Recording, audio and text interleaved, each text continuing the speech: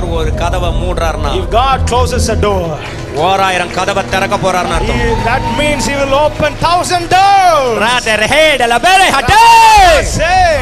அந்த கனவு ஆவியானவர் கொடுத்த கனவாகவும் தரிசனமாகவும் இருந்தால் நீ மரிப்பதற்கு முன் நடக்கும். If that dream is from the Holy Spirit, it will happen before you die. உங்க ஃபெயிலியர்ஸ்ல கர்த்தர் பேசுவார். ஃபெயிலியர் தோத்துட்ட through your failures the Lord will speak to you. Arise, arise. நீ தோத்ததுக்கு காரணமே சரித்திரம் படைப்பதற்கு தான். The reason why you lost is to make history.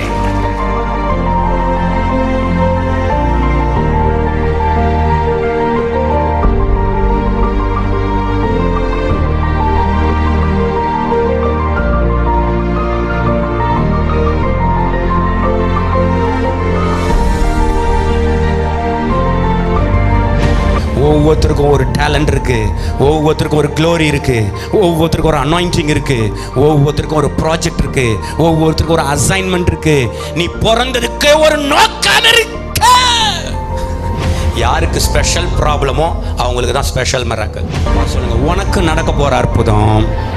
சொல்லுங்க, உனக்கு நடக்க போற அற்புதம் யூசுவலா நடக்குமே அது இல்ல, எக்ஸ்ட்ராடினரி மிராக்கிள், சூப்பர்நேச்சுரல் மிராக்கிள். உனக்குனே ஒரு கிளாக் இருக்கு, உனக்கு ஒரு க்ளோரி இருக்கு, உனக்கு ஒரு அனாயிண்டிங் இருக்கு, உனக்கென்று தேவன் வைத்திருக்கிற மாட்சிமை இருக்கு, சிறப்பானது ஒன்று இருக்கிறது. இன்னையில இருந்து உன்னுடைய வேல்யூவை கர்த்தர் வெளிப்படுத்துவார். நீ கர்த்தருக்காக வேறு பிரித்து எடுத்து வைக்கும் போது கர்த்தர் உனக்காக வேறு பிரித்து எடுத்து வைப்பார். The prophecy. Get ready for your miracle. Get ready for your abundance.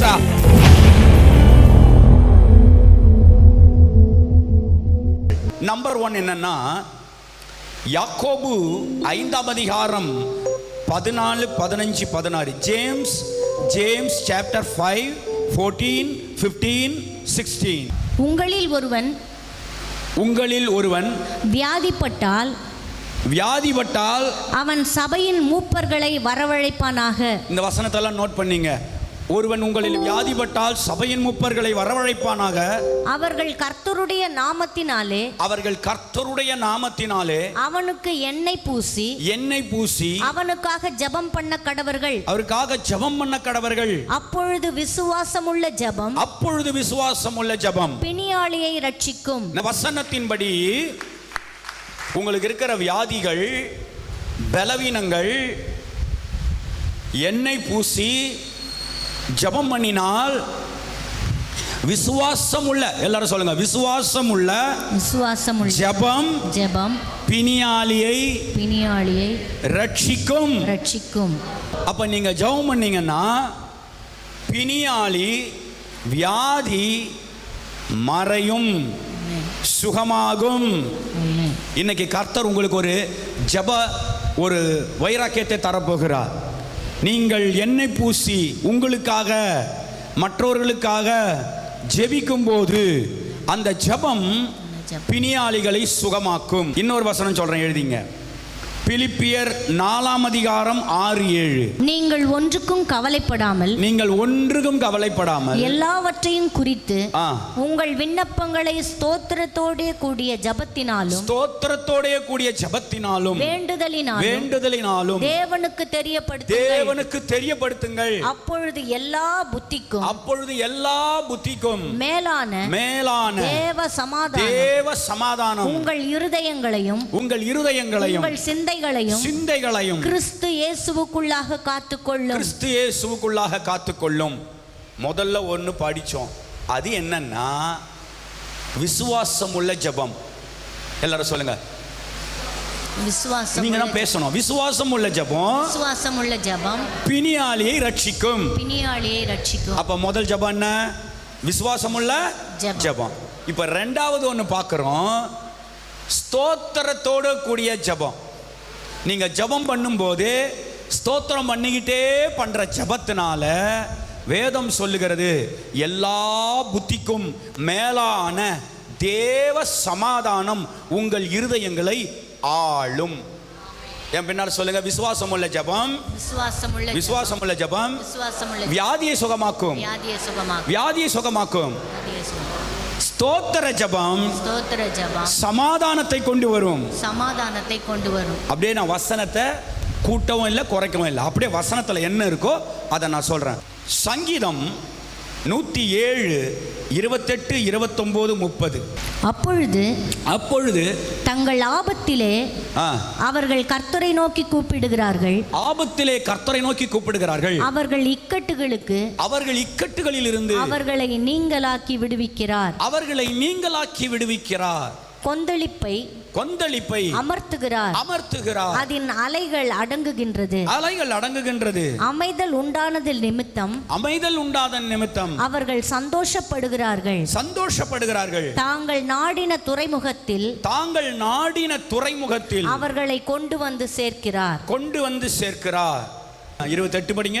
அப்பொழுது தங்கள் ஆபத்திலே அவர்கள் கர்த்தரை நோக்கி கூப்பிடுகிறார்கள். இது ஜெபம்.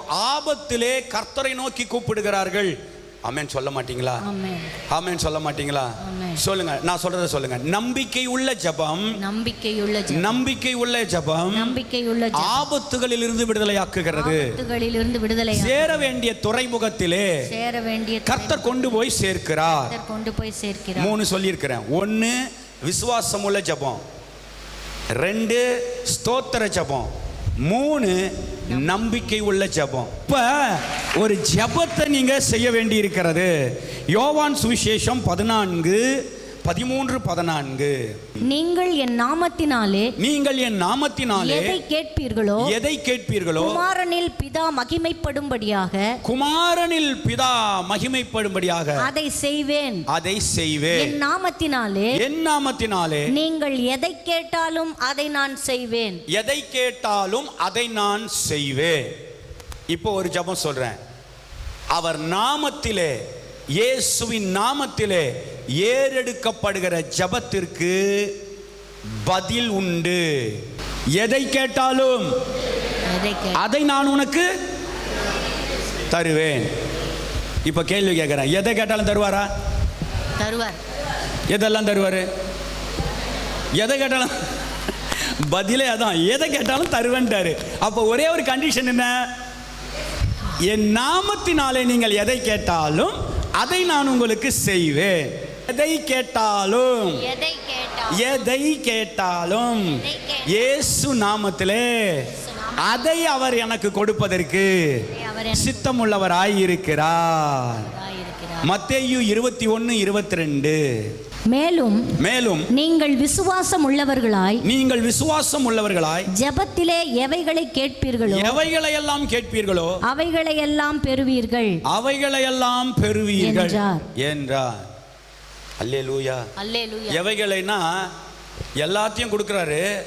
பொருளாதாரத்தையும் கேட்டா ஆண்டவர் தருவார், தரமாட்டேன்னு சொல்ல மாட்டார். ஒரு ஊழியக்காரர் சொன்னாரு, இது மாதிரி நாங்கள் ஊழியம் செய்கிற ஸ்தலம் கட்ட போகிறோம், உங்களால் முடிஞ்ச உதவிகளை செய்யுங்கன்னு கேட்டார். அப்போ ஒரு ஏழை பையன், ஒரு சின்ன பையன், குட்டி பையன், அவனுக்கு வீட்டில் இருந்து கொடுக்கறதுக்கு ஒன்றுமே இல்லை. அவங்க வீட்டில் சாப்பாட்டுக்கே வழி இல்லை. இவன் என்ன பண்ணான், டெய்லி போயிட்டு அவங்க வீட்டு பக்கத்தில் ஒரு மரம் இருந்துச்சு. அந்த மரத்துக்கிட்ட போய் நின்றுட்டு என்ன சொன்னான் தெரியுமா? எல்லோரும் கவனிக்கிறீங்களா? ஏழை பையன் மரத்துக்கிட்ட போய் நின்று சொன்னா, அன்னைக்கு எலியாவுக்கு காகத்தை கொண்டு போசிச்சிங்களே, சாப்பாடு கொடுத்தீங்களே, அற்புதங்கள்லாம் செய்தீங்களே, நான் விசுவாசிக்கிறேன். எங்கள் சண்டே ஸ்கூல் அண்ணன் அக்கா சொன்னாங்க காக்கா வந்ததுன்னு. எனக்கு எங்கள் சர்ச்சுக்கு கொடுக்கறதுக்காக ஒரு அமௌண்ட் வேணும். ஆண்டவரே, நீங்கள் எனக்கு ஒரு நம்ம ருப்பீஸில் வச்சுக்கலாமா, நம்ம ருப்பீஸில் ஒரு 700 ரூபா கொடுங்க அப்படின்னு கேட்டிருப்பான்னு வச்சுக்கலாம். ஒரு 700 கொடுங்க அப்படின்னு கேட்டான். ஒரு நாளில் 2 நாளில் டெய்லி போய் நின்றுட்டு ஜோம் பண்ணிட்டு மரத்தை பார்ப்பான். ஆமேன்னு சொல்லுங்களேன். ஒரு நாள் இவன் ஜோம் பண்ணிட்டு பார்க்குறான், ஒரு மர கிளையில் ₹1 நோட்டு ஓட்டின்னு இருந்துச்சு. ஒரு ஆமேன்னு சொல்லுங்களேன். இவன் மடமடன்னு போய் அதை எடுத்து பார்க்குறான். உதாரணத்துக்கு சொல்கிறேன், ஒரு ₹100 வச்சுக்கலாம் இருந்தது. அதை எடுத்துக்கிட்டான். விசுவாசம் வந்துச்சு. அப்பா, ஏதோ ஒரு பறவை காக்காவோ குருவியோ ஏதோ ஒன்று கொண்டு வந்து வச்சிருக்குன்னு சொல்லி டெய்லி ஜோம் பண்ணி 1 மாதம் ஜோம் பண்ணி அந்த ரூபா நோட்டுகளை கலெக்ட் பண்ணானா. நடந்த சம்பவம். எண்ணி பார்த்தா 700 ரூபாய் இல்லையா, நம்ம ரூபா நோட்லேயே வச்சுக்கலாமா, 7000 ரூபாய். அவன் கேட்டதை விட 10 மடங்கு அதிகம் மரத்தில் இருந்து பறவைங்க கொண்டு வந்து கொடுத்துச்சான். ஒரு ஆமேன் சொல்லுங்களேன். சொல்லுங்க. எவைகளை கேட்டாலும் அவைகளை கொடுப்பதற்கு என் தேவன் சித்தமுள்ளவராயிருக்கிறார். மத்தேயு 7:7 படி. கேளுங்கள், கேளுங்கள் அப்பொழுது உங்களுக்கு கொடுக்கப்படும். கேளுங்கள், அப்பொழுது உங்களுக்கு கொடுக்கப்படும். தேடுங்கள், தேடுங்கள், அப்பொழுது கண்டடைவீர்கள். அப்பொழுது கண்டடைவீர்கள். தட்டுங்கள், தட்டுங்கள், அப்பொழுது உங்களுக்கு திறக்கப்படும். அப்பொழுது உங்களுக்கு திறக்கப்படும். கேளுங்கள், கொடுக்கப்படும். சத்தமா கொடுக்கப்படும். தட்டுங்கள், திறக்கப்படும். தேடுங்கள், கண்டடைவீர்கள். சரி. அப்படியே நான் கொஞ்சம் உங்களுக்கு ஒரு ஸ்லைட்டாக ஒரு டெஃபினேஷன் மாதிரி ஒன்று தரேன், கவனிங்க. கேளுங்கள் கொடுக்கப்படும் இருக்கு இல்லையா, அதை எப்படி சொல்லலாம்னா, கொடுக்கப்படுகிற வரை கேளுங்கள். ஆமென். எப்படி? கொடுக்கப்படுகிற வரை கேளுங்கள். அப்புறம் தட்டுங்கள், தட்டுங்கள், தேடுங்கள், திறக்கப்படும். கொஞ்சம் ஸ்லைட்டா, திறக்கப்படுகிற வரை தட்டுங்கள். சங்கீதம் 3:5 படிங்க. நான் படுத்து நித்திரை செய்தேன். எல்லாரும், நான் படுத்து நித்திரை செய்தேன், நித்திரை செய்தேன், விழித்துக் கொண்டேன், விழித்துக் கொண்டேன், கர்த்தர் என்னை தாங்குகிறார். கர்த்தர் என்னை தாங்குகிறார். தாவீது என்ன சொல்றாரு? நித்திரை செய்தேன், நான் படுத்து நித்திரை செய்தேன், விழித்துக் கொண்டேன், விழித்துக் கொண்டேன், கர்த்தர் என்னை தாங்குகிறார். பாருங்க, படுத்து நித்திரை செய்தேன், விழித்துக் கொண்டேன். ஆனா ஒண்ணு கண்டுபிடிச்சிட்டேன், கர்த்தர் என்னை. ஆமென். எல்லாரும் ஒரு முறை சொல்லுங்க. நான் படுத்து நித்திரை செய்தேன், நான் படுத்து நித்திரை செய்தேன், திடீரென்று விழித்துக் கொண்டேன், திடீரென்று விழித்துக் கொண்டேன், ஒன்றை கண்டுபிடித்தேன், கர்த்தர் என்னை தாங்குகிறார். கர்த்தர் என்னை தாங்குகிறார். ஆமென். உங்களுக்கு எத்தனை பேருக்கு அது விளங்குதுன்னு தெரியல. ஆமென். இன்னிலிருந்து நீங்க சொல்லணும், நான் படுத்து தூங்கிட்டேன், விழித்து கொண்டேன், ஒன்று மட்டும் தெரியும், கர்த்தர் என்னை தாங்குகிறார். ஹல்லேலூயா. எல்லாரும் கையை வச்சு, ஆண்டவரே, நானும் என் குடும்பமும் என் பிள்ளைகளும் நித்திரை செய்வதற்கு, நன்றாய் தூங்குவதற்கு, ஆழ்ந்த உறக்கத்திற்குள் செல்வதற்கு எங்களுக்கு பலனை தாரும். நீர் எங்களை தாங்குவீராக, நீர் எங்களை தாங்குவீராக. நிம்மதியான உறக்கத்தை தாரும், நிம்மதியான தூக்கத்தை தாரும். நீர் எங்களை தாங்குகிறதற்காய் நன்றி. ஆமென். இப்போ நான் பண்ணது தூங்குறதுக்கான ஜெபம். நீங்க பண்றது 10 லட்சத்துக்கான ஜெபம். ஒரு ஆமென் சொல்லுங்களேன். இப்போ நான் பண்ணது தூங்குறதுக்கான ஜெபம். ஆமென் சொல்லுங்க. பைபிள்ல இருக்கு, தூங்குறது கூட ஜெபிக்கலாம். ஹல்லேலூயா. இன்னைக்கு தொலைத்து போன ஒன்று தூக்கம். ஆமென் சொல்லுங்க. அதுவும் கொரோனா வந்து எல்லாத்தையும் மாத்திருச்சு. ஸோ இந்த வசனத்தை தூக்கத்துக்காக வச்சுங்க. இன்னொன்னு சொல்லி தரேன். சங்கீதம் 19:14. என் கண்மலையும் என் மீட்பருமாகிய கர்த்தாவே, நீ மீட்பருமாகிய கர்த்தாவே, என் வாயின் வார்த்தைகளும் என் இருதயத்தின் தியானமும் உமது சமூகத்தில் பிரீதியாய் இருப்பதாக. எல்லாரும் சொல்லுங்க, இருதயத்தின் தியானம். எல்லாரும் சொல்லுங்க, தியானம். இருதயத்தின் தியானம். நீங்க இந்த உலகத்துல நியூஸ்லையும் சரி, பேப்பர்ல சரி, வெளியிலையும் சரி, நிறைய நெகட்டிவான ஒரு விஷயங்கள். இப்போ பார்த்தீங்கன்னா உலகத்தில் நடக்கிற சில சம்பவங்கள்லாம் கேட்கும்போது உங்களுக்குள்ள ஒரு விதமான யோசனைகள் வர ஆரம்பிச்சிடும். நீங்கள் என்ன செய்யணும்னா, என் இருதயத்தின் தியானம் உம்முடைய வார்த்தையாய் இருப்பதாக. எல்லாரும் சொல்லுங்க, என் இருதயத்தின் தியானம், மெடிடேஷன். இந்த மற்றவங்கலாம் சொல்லுவாங்க, மெடிடேஷனுக்கு போகிறேன், மெடிடேஷன் பண்ணுங்கன்னு. ஆனால் நம்ம எதை மெடிடேட் பண்ணணும் தெரியுமா? கர்த்தருடைய வார்த்தையை மெடிடேட் பண்ணி நீங்கள் ஜெபம் பண்ணும்போது கர்த்தர் உங்களுக்கு எதிர்மறையான காரியங்களை எடுத்து நேர்மறையான ஆசீர்வாதங்களை உங்களுக்கு தருவார். ஒரு அல்லேலூயா சொல்லுங்களேன். எல்லாம் சத்தமா சொல்லுங்க. இப்படி நடந்துருமோ, சீக்கிரம் போயிடுவனோ, இல்லை இப்படி ஆயிருமோ, வண்டி எடுக்கும் போதே போகிற வழியிலே முடிஞ்சிருமோ, ஒரு ஆமென் சொல்லுங்களேன். இது மாதிரியான சில பயங்களை ஜெபம் மேற்கொள்ளும். ஆமென். கையை உயர்த்தி ஆமென் சொல்லுங்க பாப்போம். ஹல்லேலூயா. எல்லா எதிர்மறைகளையும் வேத வார்த்தையின்படி நீங்கள் ஜெபிக்கும் போது நேர்மறையாக கர்த்தர் மாற்ற வல்லவராயிருக்கிறார். இன்னொன்று சொல்லித்தரேன். சங்கீதம் 25:4. கர்த்தாவே உம்முடைய வழிகளை எனக்கு தெரிவியும் உம்முடைய பாதைகளை உமது பாதைகளை எனக்கு போதித்தருளும். நீங்க வழிகளை காட்டுங்கப்பா, எனக்கு போதித்தருளும் சொல்லும்போது ஜெபம் உங்களுக்கு தூக்கத்தை கொடுப்பது போல, ஜெபம் உங்களுக்கு ஒரு நல்ல தியானத்தை கொடுப்பது போல, ஜெபம் உங்களுக்கு வழிகாட்டும். ஆமென். ஆமென். புறப்படும் போது என்ன செய்யணும்? எங்கேயோ போறீங்க, என்ன செய்யணும்? ஜெபம் பண்ணு. ஜெபம் பண்ணாம போகக்கூடாது. எல்லாம் பண்ணிட்டு ஜெபம் பண்ணாம புறப்படக்கூடாது. சாப்பாட்டுக்கு முன்னால ஜெபம் பண்ணு. உங்க வீட்டில் சாப்பாடு இருக்குதா, கையை வச்சு அப்படியே ஜெபம் பண்ணிட்டு பிள்ளைங்க பெரியவங்க எல்லாரும் ஒரு பிளஸ் பண்ணிட்டு சாப்பிடணும். வெளியே கிளம்பும்போது ஜெபம் பண்ணணும். நான் ஒரு அழகாக தான் ஜெபம் பண்ணேன், சொல்லித்தரேன் உங்களுக்கு. சின்ன வயசில் எனக்கு ஒரு ஊழியக்காரர் சொல்லி கொடுத்தாரு. அந்த ஜெபத்தை சொல்கிறேன், சொல்லுங்க. ஆண்டவரே, என்னுடைய ஆவியாத்மா சரீரம், என் குடும்பத்தில் இருக்கிற ஒவ்வொருவருடைய ஆவியாத்மா சரீரங்கள், எங்க வியாபாரத்தில் இருக்கிற ஒவ்வொருடைய ஆவியாத்மா சரீரங்கள், எங்க ஊழியத்தில் இருக்கிற ஒவ்வொருடைய ஆவியாத்மா சரீரங்கள், எங்க உடைமைகள், எங்கள் வாகனங்கள், எங்கள் பொருட்கள் அத்தனையும் உங்க இரத்த கோட்டைக்குள்ளே மறைத்துக் கொள்வீராக. இதை விட பவர்ஃபுல் பிரேயர் கிடையாது. அப்படியே பிளட்ல கவர் பண்ணிட்டு நீங்க கடந்து போகணும். ஆண்டவர் சொல்றாரு, இந்த மூன்றாவது காரியம், நான் உன்னை வழி நடத்துவேன். அல்லேலூயா. நீங்க ஜெபம் பண்ணிட்டு போனீங்கன்னா அந்த இன்டர்வியூல ஃபெயில் ஆயிடுவீங்க. ஒரு ஆமென் சொல்லுங்களேன்.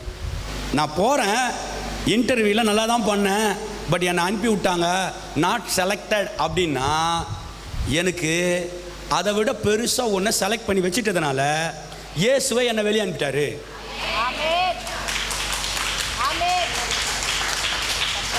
நான் போய் உட்கார்ந்துருக்கிறது 15,000, எனக்கு ஆண்டவர் 45,000 வச்சிருக்கிறாரு, அதனால என்ன வானான்னு சொல்லிட்டாரு. அல்லேலூயா சொல்லுங்க. இது யாருக்கு நடக்கும்னா ஜெபம் பண்றவங்களுக்கு நடக்கும். ஆமென். ஒரு ஆமென். ஆமென். ஜெபம் பண்ணிட்டு நீங்க போனீங்க, ஒன்னு செலக்ட் ஆயிட்டீங்க, அது கர்த்தருடைய சித்தம். ஒரு ஆமென். ஆமென். இன்னொரு பதில் வரும், வெயிட்டிங் லிஸ்ட்ல போட்டுருவாங்க. ஆமென் சொல்லுங்களேன். வெயிட்டிங் லிஸ்ட்ல இரு அப்படின்னு. வெயிட்டிங் லிஸ்ட்ல இருன்னா அவன் உன்னுடைய பெர்ஃபார்மன்ஸை பார்த்துட்டு, நீ கிளரிக்கல் போஸ்ட்டுக்கு போயிருந்தீன்னா இவர் மேனேஜருக்கு சரியான ஆள், அதனால கொஞ்சம் வெயிட்டிங் லிஸ்ட்ல இரு, இதெல்லாம் ஃபில் பண்ணிட்டு உனக்கு அதை விட பெரிய போஸ்டிங் தரேன்னு கர்த்தர் சொல்லுவார். இதெல்லாம் நடக்குமா நடக்காதா? நடக்கும். பைபிள் ஆதாரம் வேணா நான் சொல்லித்தரேன் உங்களுக்கு. ஜெபம் போறவங்களை கர்த்தர் வழி நடத்துவார். இன்னொன்று சொல்லித்தரேன். சங்கீதம் 34:17-18. நீதிமான்கள் கூப்பிடும் போது, சங்கீதம் 34:17-18, நீதிமான்கள் கூப்பிடும் போது கர்த்தர் கேட்டு அவர்களுடைய எல்லா உபத்திரவங்களுக்கும் நீங்களாக்கி விடுகிறார். நொறுங்குண்ட இருதயம் உள்ளவர்களுக்கு, பாருங்க, நொறுங்குண்ட இருதயம் உள்ளவர்களுக்கு கர்த்தர் சமீபமாய் இருந்து நறுங்குண்ட ஆவியுள்ளவர்களை ரட்சிக்கிறார். சொல்லுங்க, broken heart. உள்ளம் உடைஞ்சு போச்சு அப்படின்னா, உள்ளம் உடைந்து இருக்கிறது என்று சொன்னால், நீங்க ஜெபம் பண்ணீங்கன்னா கர்த்தர் காயம் கட்டுகிறார். ஆமென். ஆமென். அல்லேலூயா. நீங்க போய் ஜெபம் பண்ணும்போது, அழுது கண்ணீரோடு ஜெபம் பண்ணும்போது கர்த்தர் என்ன செய்றாராம்? காயம் கட்டுகிறார், கண்ணீரை துடைக்கிறார். ஜெபம், சத்தமா ஜெபம் என்னை தேவனிடத்தில் கிட்டி சேர்க்கும். ஜெபம் என்னை தேவனிடத்திற்கு கிட்டி சேர்க்கும். சொல்லுங்க, ஜெபம் என்னை இந்த உலகத்திலே வழி நடத்தும். சொல்லுங்க, ஜெபம் நான் செய்கிற ஜெபம் எல்லா சோதனைகளில் இருந்து என்னை விடுவித்து பாதுகாக்கும். நல்ல கையை தட்டி சொல்லுங்க. இன்னொன்னு சொல்றேன், ஜெபம் இப்படி சொல்லிட்டா, நான் ஜெபத்திலே போடுகிற சத்தம் பரலோகத்தில் இருக்கிற பிதாவின் சித்தத்தை நிறைவேற்றும்.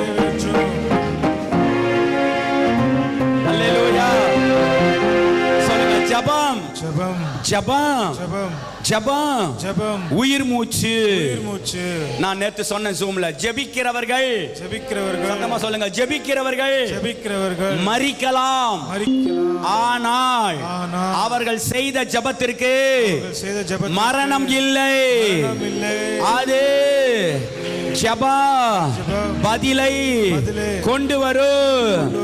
எல்லாரும் சொல்லுங்க, எல்லாரும் சொல்லுங்க, ஜெபம் பண்ணுகிறவர்கள் ஜெபம் பண்ணுகிறவர்கள் மரித்து போகலாம், மரித்து போகலாம். ஜெபம் மரித்து போகாது. சொல்லுங்க, அடுத்த நூற்றாண்டிலே அது எழுப்புதலை கொண்டு வரும், அற்புதங்களை கொண்டு வரும், நாளைக்கே கொண்டு வரும், அடுத்த வாரத்திலே கொண்டு வரும். நான் எல்லாரும் சொல்லுங்க, நான் ஜெபம் பண்ணுவதற்காகவே இயேசு என்னை ரட்சித்தார். ஹல்லேலூயா, ஹல்லேலூயா. நம்ம எல்லாரும் ஜெப வீரர்களாக கர்த்தர் அவருடைய பார்வையிலே பார்க்கிறார். நான் இன்னைக்கு ஒரே ஒன்று தான் சொல்ல முடியும் என்னால. ஆமென். கடைசியா ஒன்று சொல்றேன். எல்லாரும் சொல்லுங்க, யார் எனக்காக ஜெபிக்கிறார்களோ இல்லையோ, எனக்காக ஒருவர் 24 மணி நேரமும் 7 நாட்களும் பிதாவின் வலது பாரிசத்திலே பரிந்து பேசிக் கொண்டிருக்கிறார். சத்தமா சொல்லுங்க, யார் ஜெபிக்கிறார்களோ இல்லையோ சத்தமா சொல்லுங்க, எனக்காக ஒரே ஒருவர் இயேசு என்ற நாமமுடையவர் பிதாவின் வலது பாரிசத்திலே 24 மணி நேரமும் 7 நாட்களும் பரிந்து பேசிக் கொண்டிருக்கிறார். எதை வைத்து பரிந்து பேசுகிறார்? அவருடைய இரத்தத்தை வைத்து பரிந்து பேசிக் கொண்டிருக்கிறார். அல்லேலூயா. அதனாலதான் பேதுருவை பார்த்து சொன்னாரு, பேதுருவே, சாத்தான் உன்னை சுலகிலே புடைக்கிறது போல புடைக்கும்படி வேண்டிக் கொண்டான், ஆனால் நானும் உன் விசுவாசம் ஒழிந்து போகாதபடி உனக்காக வேண்டிக் கொள்ளுகிறேன். எல்லாரும் சொல்லுங்க, இயேசுவே, எனக்கு நேரம் கிடைக்கும் போதெல்லாம் நான் பேசுவேன், நீர் பேசுவே, இருவரும் சந்தோஷிப்போமே. இந்த 70 நாட்களும் நாங்கள் ஜெபத்திலே தரித்திருக்க தேவன் உதவி செய்வீராக. அற்புதங்கள் நடப்பதாக, உதவிகள் வருவதாக, உறவுகள் வருவதாக, பரலோக உறவு ஆண்டவரை நெருக்கமாவதாக. ஆண்டவரே, உமக்கு நன்றி செலுத்துகிறோம். ஷியாரா பாலா ஹாசாமாரா ஹாலா ஹாடாரா பாலாபா.